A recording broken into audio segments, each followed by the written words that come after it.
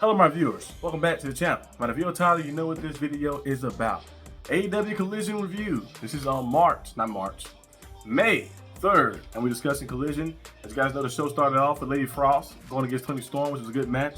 Lady Frost can do all types of moves in the ring, like luchador style, raps in Japan, Mexico, all around and stuff like that. Back on AEW to go against Toni Storm in a title contender match. These are elimination matches, yeah. So like if she win, she get an opportunity to fight for the title like that, a title eliminator. And she fell short in this match, but it was a pretty good matchup though. We see Toni Storm, of course, cut promo after. Toni Storm still waiting her opponent to see who she'll face at All In. So at number nothing, it's gonna either be Jamie Hayter or it's gonna be Mercedes Moné. I'm thinking it's most likely to be Jamie Hayter, most likely to go face her, so we can see that rematch. Remember that match they had at All Out a few years back? That was a crazy match between Toni Storm and Jamie Hayter. So we'll probably see a rematch of that. I doubt they have Mercedes Moné go there to fight Toni Storm. I think something might happen in that match with Mercedes Moné and Jamie Hayter. I think something gonna happen, or like it might lead to her having a different matchup at All In. So that would be interesting to see. We also seen later that day Megan Bayne going against Harley Cameron, and you see Harley Cameron fall a little short to Megan Bayne like that. You got the distractions outside the ring, of course, Penelope Ford distracting and doing different things. And then after the match, she got beat down a little bit. Anna Jay came to help her with wooden plank, coming up there attack Megan Bayne. This is why I still feel like AEW to add some women tag team titles. There's a lot of groups. There's a lot of women tag team groups and a lot of groups out there. I thought that'd be perfect for them to do, to add that and add more stuff. It's good to see. Like I always wonder why wrestling shows never do like a balance, like 2 women matches, 2 men matches. Then the last one, the 5th match on the show could be women or men, kind of switch it like that and varies. Now some stuff have more impact and more story, might be more of that like that, but at least have 2 of each. I feel like each show like that. Maybe 1 singles, 1 tag team, or maybe 2 singles, and then maybe on the other side, maybe 2 tag teams, or maybe like mix it like that, but at least have like 2 of each. I feel like the types to kind of keep things showcased and going. But it's gonna be interesting to see what happened with that storyline. I thought they gotta bring in tag team titles eventually. I don't know when will be the turning point, maybe after All In, after that big break you have right there. In a sense, maybe something pop out like that. Tony Khan did mention it before in the press conference, but we'll see exactly what goes on and what happens. But we're seeing that happen today. We're seeing Jon Moxley as well, him and Samoa Joe. Samoa Joe did a promo that was already, I think, pre-tape promo for him, talking to Jon Moxley and stuff, and then he had like Hell in a Cell match. I say Hell in a Cell. Steel cage match like that. I don't think they fight in the cell. I think they fight in the cage, because the only time they use the cells when they do bad. I think the blood and guts is the only time they use the cell type of thing, like the double cage thing.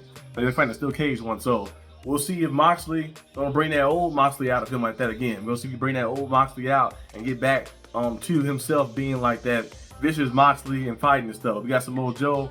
He got to fight Claudio Castagnoli this coming Wednesday, next week. So that'll be interesting to see what happens. He definitely got to watch his back. He probably have his ops out there too as well. We know Shibata got beat down by one of them. I think Claudio hit the little move on him, and I think his rib cage or something like that. So he might be kind of like injured like that in a sense. So we'll see what goes on, but it should be a good match. Samoa Joe been doing a good job with this feud with Moxley and stuff. Moxley been kind of getting back to his old self. We're seeing this feud actually interesting right now like that too. So I don't know if Joe will win the title. Most likely probably not. They probably will wait to All In to let Moxley lose the title, because they wanted him to lose the title at first. They probably would have had Swerve beat him in Dynasty. So we probably see Moxley defeat Joe, but I don't know how. I don't know what's going to happen. I don't know, because Pop got injured, so I don't know if Pop will be able to come back. I think he got injured, so that's why they had somebody else fight. I think Moxley was the one that stepped in for him to defend the Trios title, so we'll have to see what goes on with that. But the show overall was pretty good show. But that main event, I'm gonna dive into that right now, because that right there was spectacular. Okay, that main event was very crazy. The main event was crazy. We've seen FTR and Paragon go at it. I love the brutal style of wrestling, the hard hitting style and stuff like that. I love AEW a lot. I try to watch all the breaks I can. WWE, AEW, New Japan, MLW. Try to watch everything like that, but AEW is the one I watch the most, because they kind of got my love back for wrestling like that. They like see wrestling the way I see it and stuff. And one day I hope to wrestle there one day too.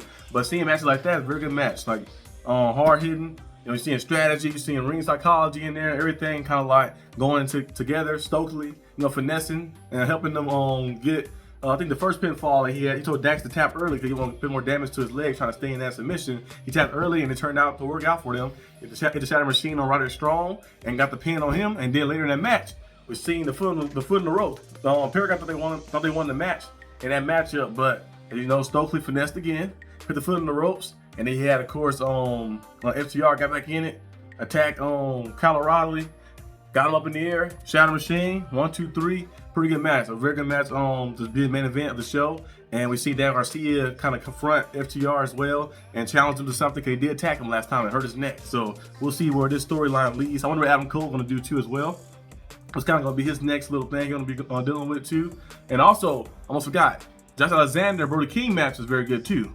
Pretty good match between those two. It ended in a draw, and we're going to see what happened with that situation. Brody King did attack Lance Archer and Josh Alexander after the match. He dived through the ropes like that. A man that size moving like that, dived through the ropes and stuff, and got after him, knocked him down and stuff. But yeah, that was a pretty good show. Collision been doing a very good job the past, I think, ever since the beginning of the year. It's kind of with Dynamite too as well. Like ever since what was the end, they've been like putting on great show after great show after great show. They stopped doing things that was like extra and stuff. They started just focus on what made them what they are, and they've been doing a very good job like that too. So you know, it's always cool to see the tag team matches getting built up. I still feel like they need to make a women's tag team division as well, kind of build it up as well too. But hey, they're doing very good things like that. So we'll see what happens. I'll probably see you guys most likely on Wednesday. So be on the lookout for that.